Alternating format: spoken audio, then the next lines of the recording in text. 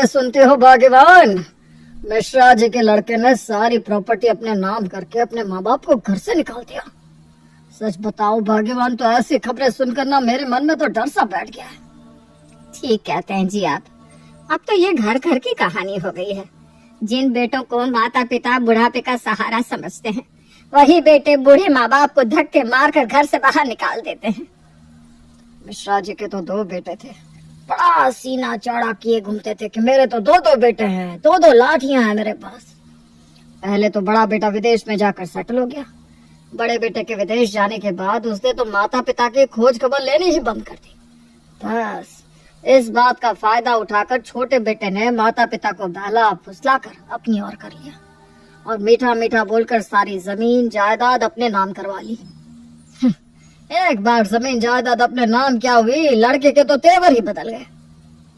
कल किसी बात पर मिश्रा जी ने बेटे को टोक दिया तो बेटे ने मुफ्त की रोटी तोड़ने का ताना देकर दोनों माता पिता को घर से बाहर कर दिया। बताओ अब इस उम्र में कहाँ जाएंगे दोनों। मुझे तो ये सब खबरें सुन सुनकर अब ऐसा लगने लगा है, बेटों से तो बेटी हो जाए वही बढ़िया है। कम से कम बेटियां माँ बाप का सम्मान तो करती हैं। देखिए ऐसा कुछ नहीं होता, आप ना बिना बात परेशान हो रहे हैं। दुनिया है, पता नहीं क्या क्या चलता रहता है। हर बात की टेंशन अपने घर में लेकर नहीं आते। और लड़का लड़के से कुछ नहीं होता, ये तो अपना अपना भाग्य है। औलाद अच्छी निकल जाए तो ठीक, नहीं तो माता पिता के लिए जीवन भर की शर्मिंदगी की वजह बन जाती है। और बेटों के पास माता पिता जीवन भर रहते हैं, इसलिए उनके साथ मन मुटाव भी हो जाता है। बेटियां शादी के बाद मेहमान बन जाती है, इसलिए उनके साथ संबंध अच्छे बने रहते हैं। तुम मानो या ना मानो, लेकिन मेरा अनुभव तो यही कहता है कि बेटे से ज्यादा बेटियां काबिल और लायक होती हैं। माता पिता को अपने जीते जी वो कभी ना तो अपमान करती है, ना कभी ऐसा कोई व्यवहार करती है कि उनके मान सम्मान में कमी आए। अरे दुनिया बेटा बेटा करके परेशान है, लेकिन देख लो हर तीसरे घर की कहानी हो गई है कि बेटे ही बुढ़ापे में लात मारकर माता पिता को बाहर का रास्ता दिखा रहे हैं। मैंने भी सोच लिया है, मैं भी अपनी प्रॉपर्टी अपनी बेटी शालू के नाम करूंगा। मुझे भी अपने बेटे नीलू से कोई उम्मीद नहीं है।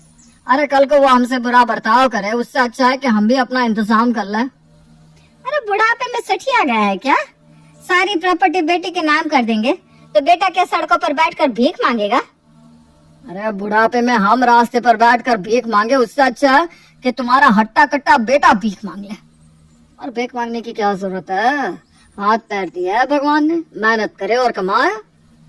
मानती हूँ प्रॉपर्टी आपकी है, आपने जीवन भर मेहनत से सब बनाया है। आप बिटिया को अपना वारिस बनाना चाहते हैं, शौक से बनाइए, लेकिन बेटे को बिना अपराध किए बेदखल करना भी तो सही नहीं है। उसे किस अपराध की सजा देंगे, बेटा होने की? अरे अभी जुम्मा 6 महीने पहले उसकी शादी हुई है। भगवान की कृपा से बहू रानी भी व्यवहार की अच्छी है। दोनों ने आज तक हमारे साथ कोई गलत व्यवहार नहीं किया, फिर क्यों हम उनके साथ ऐसा करें? फिर भी आपका मन नहीं मान रहा तो जायदाद का 30% हिस्सा बेटे को दे दो और 70% बेटी के नाम कर दो बस। तुम ठीक कहती हो भाग्यवान, इस तरह से हमारी बेटी के हाथ में ही पावर रहेगी। समय आने पर अगर कभी बेटे ने कोई बुरा व्यवहार हमारे साथ किया तो कम से कम बेटी तो होगी हमारी देखभाल करने के लिए। तो ये तय रहा। ठीक कहते हैं, बाद में बैठकर पछताने से कोई फायदा नहीं है। समय रहते ही हम अपनी प्रॉपर्टी दोनों बच्चों में अपनी इच्छा अनुसार बांट देते हैं। काफी देर तक विचार विमर्श करने के बाद दीपेश और शांति अपनी सारी जायदाद को 2 हिस्सों में बांट देते हैं। पूरी जायदाद का 70% हिस्सा बेटी शालू के नाम और बाकी बची 30% प्रॉपर्टी बेटे नीलू को देते हैं। बेटा शालू, तेरे बाबूजी तुझे याद कर रहे हैं, थोड़ा समय निकाल कर कल उनसे मिलने के लिए आ जाना। ठीक है माँ, मैं आ जाऊंगी। अगले दिन। शालू बेटा, तुम दोनों भाई बहन की शादी हो गई, अब दोनों अपने अपने परिवार में व्यस्त हो। पता नहीं समय कल कैसा हो, इसलिए हमने अपनी पूरी प्रॉपर्टी को 2 हिस्सों में बांट दिया है। मेरी वसीयत के अनुसार इस प्रॉपर्टी की 70% की मालकिन तुम होगी। क्या सचमुच? हाँ बेटा, तेरे बाबूजी को नीलू से ज्यादा भरोसा तुझ पर है, इसलिए वो चाहते हैं कि हमारे बाद तुझे ही उनकी प्रॉपर्टी मिले। ये ले बेटा, बाद में कोई विवाद ना हो इसलिए हमने प्रॉपर्टी के कागज भी बनवा दिए हैं। ये कागज तो संभाल कर रखना। आज मुझे पता चल गया माँ कि बाबूजी इस दुनिया में सबसे ज्यादा मुझे ही प्यार करते हैं। मैंने तो यही देखा है कि लोग बेटी की शादी होने के बाद उसे दूध में से मक्खी की तरह निकाल कर फेंक देते हैं, लेकिन मेरे बाबूजी ने तो शादी के बाद भी अपनी बेटी को नहीं भुलाया। दिनेश ने अपनी प्रॉपर्टी बेटी शालू के नाम कर तो दी थी, लेकिन जैसे शालू के अंदर अब इस बात का घमंड आ गया कि बाबूजी ने भाई के होते हुए भी प्रॉपर्टी का ज्यादा हिस्सा उसे दिया है, इसलिए अब वो वक्त बेवक्त मायके आ धमकती और फिर भाई भाभी के जीवन में इंटरफेयर करना शुरू कर देती। भैया, अब से मैं हर महीने की 1 तारीख को आऊंगी और दुकान का सारा हिसाब देखूंगी। अरे लेकिन मेरी दुकान का हिसाब तुम क्यों देखोगी? अरे रे रे रे भैया, बड़े भूले हैं आप। जिसे आप अपनी दुकान कह रहे हैं ना, वो आपकी नहीं बाबूजी की दुकान है। आप तो बस उसे चला रहे हैं। बाबूजी ने अपनी दुकान आपको दे दी तो आप उसके मालिक नहीं बन गए। ये कैसी बात कर रही है तू? मतलब क्या है तेरे कहने का? भैया, शायद आपको जानकारी नहीं कि बाबूजी ने अपनी सारी संपत्ति का वारिस मुझे बनाया है, और चूंकि ये दुकान भी बाबूजी की ही संपत्ति है, इसलिए इसका हिसाब भी अब से आपको मुझे ही देना होगा। कितना खर्चा हुआ, कितना लेन देन है, सब आपको मुझे बताकर करना होगा। क्या बाबूजी ने तुम्हें वारिस बना दिया? अरे माना कि ये दुकान बाबूजी की है, लेकिन 10 साल से अपना खून पसीना लगाकर उसे चला तो मैं रहा हूँ ना। दुकान की तरक्की के लिए मैं न दिन को दिन समझता हूँ, न रात को रात। और तू बता, तूने आज तक किया क्या इस दुकान के लिए, जो हिसाब मैं तुझे बताऊंगा? एक बार को बाबूजी मुझसे दुकान का हिसाब मांग लेते तो मुझे बुरा नहीं लगता, लेकिन तुझे किस हैसियत से मैं अपनी दुकान का नफा नुकसान समझाऊं? ठीक है, आज शाम को घर पर बाबूजी के सामने ही अब सारी बातें होंगी। शाम के समय बाबूजी, जब मेरी ग्रेजुएशन पूरी हुई तो आप ही ने मुझसे कहा था कहीं पर नौकरी ढूंढने की जरूरत नहीं है, घर की दुकान है, मैं दुकान की जिम्मेदारी संभाल लूं। आपकी बात को आ गया समझकर मैंने दुकान की पूरी जिम्मेदारी अपने ऊपर ले ली। अपने दुकान के काम से रिटायरमेंट ले लिया। उस दिन का दिन है और आज का दिन है बाबूजी। मैंने दुकान को ही भगवान समझा है। अब खुद देख लीजिए, आपकी छोटी सी दुकान को मैंने कहां से कहां पहुंचा दिया।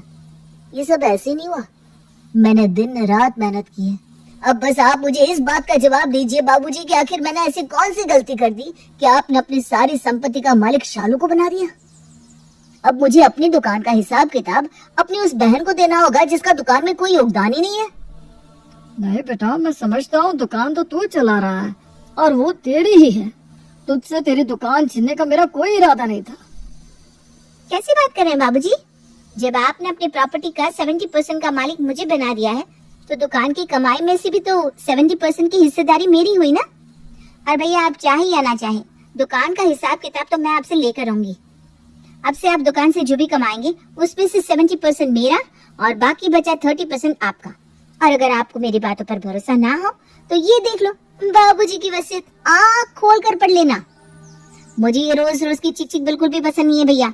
आगे से बिना कुछ कहे अपने आप मेरा हिस्सा मुझे भिजवा दिया करना, वरना कहीं ऐसा ना हो कि आप अपनी दुकान से ही हाथ धो बैठे।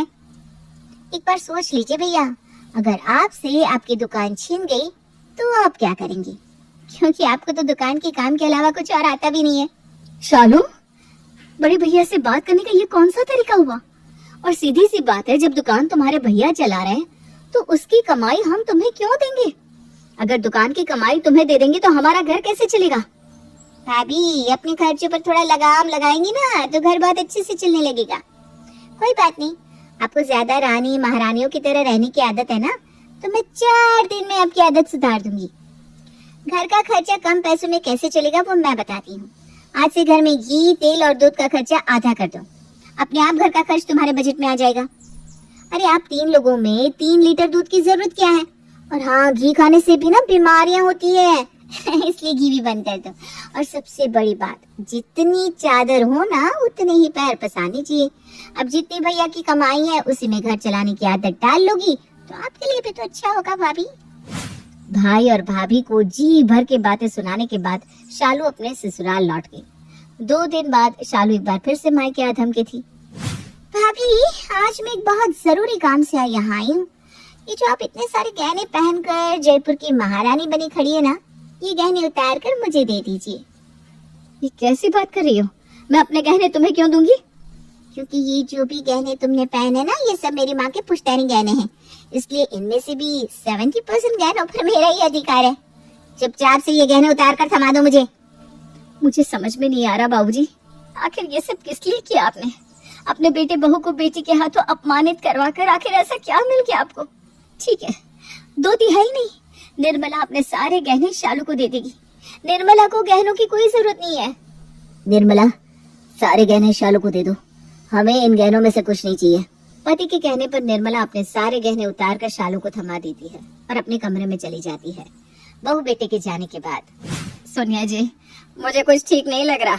ये तो सरासर बदतमीजी हुई ना। अरे हमने तो कभी ऐसा नहीं सोचा था। मेरे पास तो बोलने के लिए कुछ भी नहीं है भाग्यवान। मेरे तो मुंह पर ताला जड़ गया है जैसे। क्या सही है क्या गलत है कुछ समझ में नहीं आ रहा। भाभी से गहने लेकर शालू अपने ससुराल लौट जाती है। कुछ दिन शांति से बीत जाते हैं। महीने की 5 तारीख को शालू अपनी भाभी निर्मला को फोन करती है। भाभी, 5 तारीख हो गई, ऊपर वाले फ्लोर के किराएदारों ने किराया नहीं दिया क्या? किराया तो तुम्हारे भैया को 1 तारीख को ही दे दिया था। क्यों, क्या हुआ? अरे आप लोगों को शर्म नहीं आती? एक ही बात कितनी बार कहनी पड़ेगी? लगता है आप लोग जैसे मानेंगे ही नहीं। मैं शाम को घर आती हूँ, अब भैया से ही बात करूंगी। इतना कहकर शालू गुस्से में फोन पटक देती है। शाम के समय, भैया, मैं अभी कुछ दिन पहले आपको समझा कर गई थी ना कि पिताजी की प्रॉपर्टी की 70% मालकिन मैं हूँ। लगता है आप लोगों को बात ऐसे समझ में नहीं आएगी। जब मैं आप लोगों को घर से बाहर निकाल दूंगी ना, तब आपको मेरी बात का मतलब समझ में आएगा। शालू, कैसे बात कर रही हो तुम? क्या हुआ है, कुछ बताओगी? मम्मी, 1 तारीख को ही किराएदारों ने भैया को किराया दे दिया था। 5 तारीख हो गई है, लेकिन अभी तक भैया ने मेरे अकाउंट में पैसे नहीं भेजे। अरे तेरे अकाउंट में किस चीज का पैसा भिजवाएगा ये? 20,000 किराया मिल रहा है मकान का। 20,000 का 70% कितना होता है पता है आपको? 14,000 रुपए मुझे मेरे अकाउंट में चाहिए। बचे हुए 7,000 का ये चाहे जो करे, मुझे कोई मतलब नहीं है। वाह वाह शालू दीदी वाह, आपने तो नीचता की सारी हदें ही पार कर दी।